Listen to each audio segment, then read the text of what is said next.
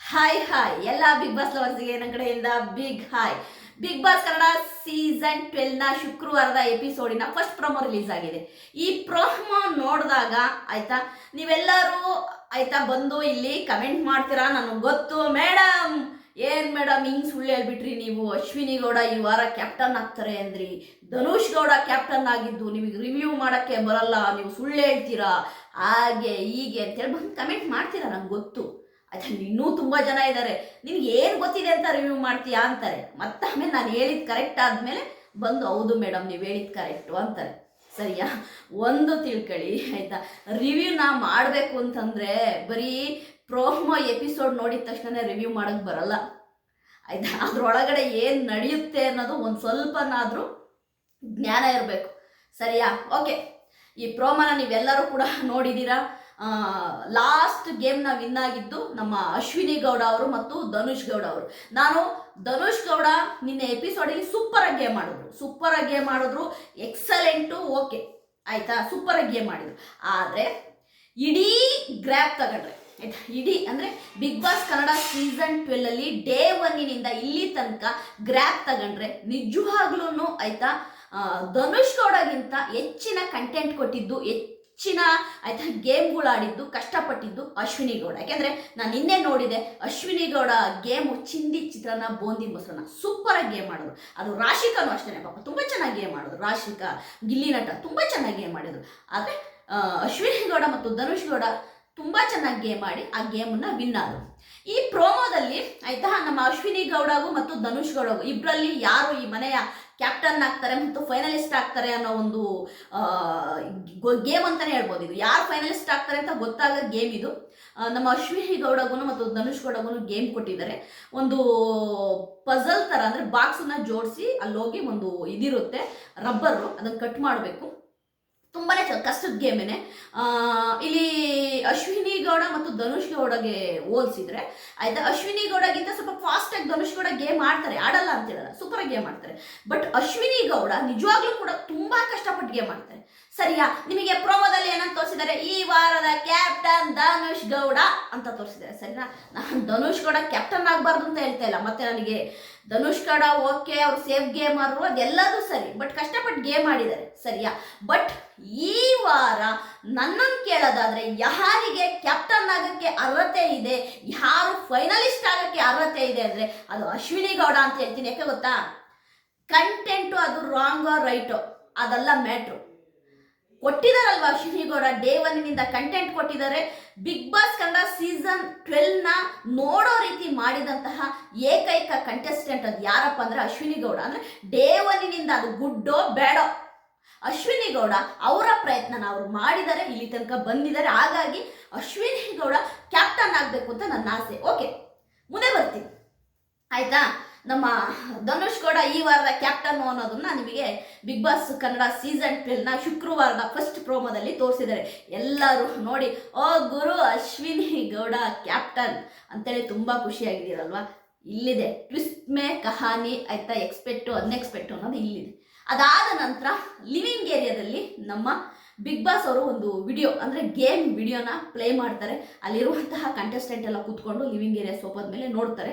ಅಲ್ಲಿ ಒಂದು ಟ್ವಿಸ್ಟ್ ಇಡ್ತಾರೆ ಬಿಗ್ ಬಾಸ್. ಅಂದರೆ ಏನು, ನಮ್ಮ ಧನುಷ್ ಗೌಡ ಕ್ಯಾಪ್ಟನ್ಸಿ ಗೇಮ್ನ ಕಂಪ್ಲೀಟ್ ಮಾಡಿ ಆಯಿತಾ, ಆ ಒಂದು ರಬ್ಬರ್ನ ಕಟ್ ಮಾಡಿ ಆ ಕ್ಯಾಪ್ಟನ್ನ ಒಂದು ಇದನ್ನ ಎಳಿತಾರೆ ಆಯಿತಾ, ಬ್ಯಾನರ್ನ. ಬಟ್ ಅಲ್ಲಿ ಎಲ್ಲೋ ಒಂದು ಕಡೆ ಅವರು ಗೇಮ್ನ ಮಿಸ್ ಮಾಡಿದ್ದಾರೆ, ಅಂದರೆ ರಾಂಗಾಗಿ ಆಡಿದ್ದಾರೆ. ಅದು ಏನೋ ಒಂದು ಕೆಳಗೆ ಬೀಳಿಸ್ಬಾರ್ದು ಅಂತ, ಏನೋ ಒಂದು ಬಜಲ್ನ ಏನೋ ಒಂದು ಕೆಳಗಡೆ ಬೀಳಿಸಿದ್ದಾರೆ ಅಂತನೋ ಒಂದು ಏನೋ ಸಣ್ಣ ತಪ್ಪಾಗಿದೆ ಅಂತ ಅಲ್ಲಿ ಬಿಗ್ ಬಾಸ್ ಅವರು ನಿಮಗೆ ಅಲ್ಲಿ ಟಿ ವಿಲಿ ಹೇಳ್ತಾರೆ. ಅಂದರೆ ಲಿವಿಂಗ್ ಏರಿಯಾದಲ್ಲಿ ಆ LED ಪ್ಲೇ ಮಾಡ್ತಾರೆ. ಅದನ್ನು ನೋಡಿದಂತೆ ಎಲ್ಲ ಕಂಟೆಸ್ಟೆಂಟ್ಗಳು ಶಾಕ್ ಆಗ್ತಾರೆ. ಓಹೋ, ಧನುಷ್ ಕೂಡ ಸ್ವಲ್ಪ ಗೇಮಲ್ಲಿ ತಪ್ಪಾಗಿದೆ, ಹಾಗಾದರೆ ಆಯಿತಾ ರೀಗೇಮ್ ಮಾಡಿಸ್ತಾರಾ? ನಿಮಗೂ ಅದು ತಲೆ ಬಂದಿರುತ್ತೆ ಅಂತಾನೆ. ಒಂದ್ಸರಿ ಅರ್ಥ ಮಾಡ್ಕೊಳ್ಳಿ. ಬಿಗ್ ಬಾಸ್ ಕನ್ನಡ ಸೀಸನ್ 11ನಲ್ಲಿ ನಮ್ಮ ಧನು ಅವರು ಕೂಡ ಇದೇ ರೀತಿ ಒಂದು ಫಿನಾಲೆ ಟಾಸ್ಕಲ್ಲಿ ಮಿಸ್ಟೇಕ್ ಮಾಡಿದ್ರು. ಮಿರರಲ್ಲಿ ನೋಡ್ಕೊಂಡು ಆಡಿದ್ರು ಅಂತೇಳಿ ಆ ವಿನ್ನಿಂಗನ್ನು ಬೇರೆಯವರಿಗೆ ಕೊಟ್ಟು ಆ ವಿನ್ನಿಂಗನ್ನು ರದ್ದು ಮಾಡಿದ್ರು. ನಿಮಗೆ ನೆನಪಿದೆಯಾ? ಮಿರರಲ್ಲಿ ಇದೇ ಆಯ್ತಾ ಗಾರ್ಡನ್ ಏರಿಯಾದಲ್ಲಿ ಒಂದು ಗೇಮ್ ನಡೆಯುತ್ತೆ, ಧನು ಅವರು ಮಿರರಲ್ಲಿ ನೋಡ್ಕೊಂಡು ಗೇಮ್ ಆಡಿದ್ರು ಅಂತೇಳಿ ಆ ಗೇಮ್ನ ರದ್ದು ಮಾಡ್ತಾರೆ ನಮ್ಮ ಕಿಚ್ಚ ಸುದೀಪ್ ಸರ್ ಅವರು. ನಿಮಗೆ ನೆನಪಿದೆಯಾ? ಅದು ಸೇಮ್ ಆ್ಯಸ್ ಇಟ್ ಈಸ್ ಇಲ್ಲಿಯೂ ಕೂಡ ಧನು ಅವರು ಆಡಿರೋ ಗೇಮಲ್ಲಿ ಸ್ವಲ್ಪ ತಪ್ಪಿದೆ. ಹಾಗಾಗಿ ಆ ಗೇಮನ್ನ ಅವ್ರಿಗೆ ವಿನ್ ಆಗಿದ್ರು ಕೂಡ ಅದನ್ನ ವಿನ್ನಿಂಗ್ ಅಂತ ಘೋಷಣೆ ಮಾಡಲ್ಲ ನಮ್ಮ ಬಿಗ್ ಬಾಸ್ ಅವರು, ಆಯ್ತಾ. ಈ ವಿನ್ನಿಂಗನ್ನ ಅಶ್ವಿನಿಗೆ ಗೌಡಗೆ ಕೊಡುವಂತಹ ಎಲ್ಲ ಚಾನ್ಸಸ್ ಕೂಡ ಇದೆ. 99% ಈ ವಾರದ ಕ್ಯಾಪ್ಟನ್ನು ಅಶ್ವಿನಿ ಗೌಡ ಆಗ್ತಾರೆ. ಇದು ಪ್ಲ್ಯಾಂಡ್ ಅಂತ ನಾನು ಕೇಳ್ಬೋದು. ನಾನು ನಿಮಗೆ 2 ದಿನದ ಹಿಂದೆನೇ ವಿಡಿಯೋ ಮಾಡಿದ್ದೆ. ಈ ವಾರ ಅಶ್ವಿನಿ ಗೌಡಗೆ ಯಾಕೆ ಕ್ಯಾಪ್ಟನ್ಸಿ ಕೊಡ್ತಾರೆ ಅಂದರೆ, ಪ್ರತಿ ಸರಿ ಕೂಡ ಅವರು ಕ್ಯಾಪ್ಟನ್ಸಿ ಕಂಟೆಂಟರ್ ಆಗಿದ್ದಾರೆ. ಕ್ಯಾಪ್ಟನ್ಸಿಗೆ ತುಂಬಾ ಸರಿ ಆಯ್ಕೆ ಆಗಿದ್ದಾರೆ ಅಶ್ವಿನಿ ಗೌಡ. ಕ್ಯಾಪ್ಟನ್ಸಿ ಟಾಸ್ಕಿಗೆ ತುಂಬಾ ಸರಿ ಆಯ್ಕೆ ಆಗಿದ್ದಾರೆ. ಆದರೆ ಅವ್ರು ತುಂಬಾ ಕಷ್ಟಪಟ್ಟರು ಕೂಡ ಅವ್ರ ಕೈಲಿ ಆಗಿಲ್ಲ. ಬಟ್ ಈ ಸರಿ ನಮ್ಮ ಬಿಗ್ ಬಾಸ್ ಅವರೇ ಫಿನಾಲೆ ವೀಕಲ್ಲಿ ಆಯ್ತಾ, ಅದು ಟಿಕೆಟ್ ಟು ಫಿನಾಲೆ ವೀಕಲ್ಲಿ ಅವರೇನೆ ನಮ್ಮ ಅಶ್ವಿನಿ ಗೌಡವ್ರನ್ನ ರಾಣಿ ಮಾಡಿ ಅವರನ್ನೇ ಕ್ಯಾಪ್ಟನ್ ಗೇಮ್ ಮಾಡೋಕ್ಕೆ ಅವರೇ ಸೆಲೆಕ್ಟ್ ಮಾಡಿ, ಈಗ ಅದು ಧನುಷ್ ಗೌಡಗೆ ಆ ಕ್ಯಾಪ್ಟನ್ಸಿನ ಕೊಡ್ತಾರ ಬಿಗ್ ಬಾಸ್ ಅವರು ಅಂತ ಕೇಳಿದ್ರೆ ನನ್ನನ್ನು ಇಲ್ಲ ಅಂತೀನಿ. ಆಯ್ತಾ, ನಾನು ಫ್ರ್ಯಾಂಕ್ ಆಗಿ ಹೇಳ್ತಾ ಇದ್ದೀನಿ. ಆಯ್ತಾ, ನನಗೇನು ಧನುಷ್ ಗೌಡ ಕ್ಯಾಪ್ಟನ್ ಆಗಬೇಕು ಅಂತ ನನಗಿಷ್ಟ ಇಲ್ಲ ಅಂತೇನಲ್ಲ. ಬಟ್ ನಾನು ಗ್ರಾಫ್ ನೋಡ್ತಾ ಇರೋದು ಅಶ್ವಿನಿ ಗೌಡ ಧನುಷ್ ಗೌಡಗಿಂತ ಆಯ್ತಾ ಬೆಟ್ರ್ ಅನ್ನೋದು ನನ್ನ ಒಂದು ಅನಿಸಿಕೆ, ಸರಿಯಾ? ಹಾಗಾಗಿ ಇದನ್ನೆಲ್ಲ ಗಮನಿಸಿರುವಂತಹ ನಮ್ಮ ಬಿಗ್ ಬಾಸ್ ಧನುಷ್ ಗೌಡಗೆ ಕೊಟ್ಬಿಟ್ಟು ಪ್ರೋಮೋ ಹಾಕ್ತಾರ, ಧನುಷ್ ಗೌಡ ಕ್ಯಾಪ್ಟನ್ ಪ್ರೋಮೋ ನೋಡಿ ಅಂತೇಳಿ ಹಾಕ್ತಾರ. ಟ್ವಿಸ್ಟ್ ಮೇಲೆ ಕಹಾನಿ, ಅಲ್ಲೇ ಇರೋದು ಟ್ವಿಸ್ಟ್ ಮೇಲೆ ಕಹಾನಿ. ಆ ಗೇಮನ್ನ ಏನು ತಪ್ಪಾಗಿ ಆಡಿದಾರಲ್ವಾ ಧನುಷ್ ಗೌಡ ಅವರು, ಆ ಗೇಮ್ ಈಗ ಮತ್ತೆ ಒಂದು ರೀಗೇಮ್ ಥರನೋ ಇಲ್ಲ ಬೇರೆ ಗೇಮೋ ಕೊಟ್ಟು ಇಲ್ಲ ಡೈರೆಕ್ಟಾಗಿ ಅಶ್ವಿನಿ ಗೌಡನ ಕ್ಯಾಪ್ಟನ್ ಮಾಡುವಂಥ ಸಾಧ್ಯತೆ ಕೂಡ ಇದೆ. ಯಾಕೆಂದರೆ ಅಶ್ವಿನಿ ಗೌಡ ಗೇಮ್ನ ಕರೆಕ್ಟಾಗಿ ಆಡಿದ್ದಾರೆ. ಆಮೇಲೆ ಇನ್ನೊಂದೇನು ಅಂದರೆ ಅವರಿಗೆ ಕ್ಯಾಪ್ಟನ್ ಆಗುವ ಅರ್ಹತೆ ಕೂಡ ಇದೆ ಅಶ್ವಿನಿ ಗೌಡಗೆ. ಒಟ್ಟಾರೆಯಾಗಿ ನಮ್ಮ ಬಿಗ್ ಬಾಸ್ ಅವರಿಗೆ ಅಶ್ವಿನಿ ಗೌಡನ ಕ್ಯಾಪ್ಟನ್ ಮಾಡಲೇಬೇಕು ಅನ್ನೋ ಒಂದು ಅನಿವಾರ್ಯತೆ ಕೂಡ ಇದೆ. ಯಾಕೆಂದರೆ ಕಷ್ಟಪಟ್ಟು ಆಡಿದ್ದಾರೆ ಅಶ್ವಿನಿ ಗೌಡ. ನಾನಂತೂ ಅಶ್ವಿನಿ ಗೌಡ ಕ್ಯಾಪ್ಟನ್ ಆದರೆ ತುಂಬ ಖುಷಿ ಪಡ್ತೀನಿ. ಇಲ್ಲಿ ನೀನು 2 ವಿಷಯ ನಾನು ನಿಮಗೆ ಹೇಳೋಕ್ಕೆ ಇಷ್ಟಪಡ್ತೀನಿ, ಆಯಿತಾ. ನೋಡಿ, ತುಂಬ ಜನ ನನ್ನನ್ನು ಕೇಳ್ತಾರೆ, ಮೇಡಮ್ ನೀವು ಹೆಂಗೆ ಹೇಳ್ತೀರಾ ಮೇಡಮ್, ನಿಮ್ಗೆ ಹೆಂಗೆ ಒಂದು ಗೆಸ್ ಇರುತ್ತೆ, ಹೆಂಗೆ ಹೇಳ್ತೀರಾ ಅಂತ ತುಂಬ ಜನ ನನ್ನನ್ನು ಕೇಳ್ತಾರೆ. ಇದು ಗೆಸ್ ಅಲ್ಲ, ಇದು ಒಂದು ಪ್ಲ್ಯಾನ್ ಶೋ ಇದು, ಆಯಿತಾ. ನಿಜವಾಗ್ಲೂ ಹೇಳ್ತಾ ಇದ್ದೀನಲ್ವ, ಒಂದು ಪ್ಲ್ಯಾನ್ ಶೋ ಇದು.